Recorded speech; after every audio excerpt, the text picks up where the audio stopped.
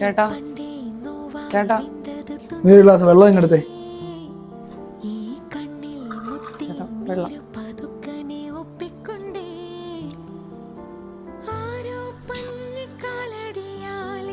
ഓഫീസിൽ തന്നെ അടി പോണ.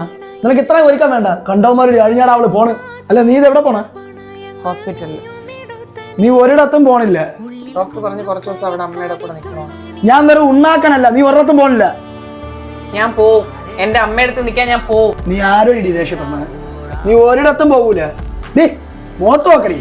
ഇത്ര നാളും ഞാൻ നിന്നെ പേടിച്ചിട്ടാണ് ഇവിടെ ജീവിച്ചത്. പക്ഷെ ഇനി എനിക്ക് ആ പേടിയില്ല. എന്ത്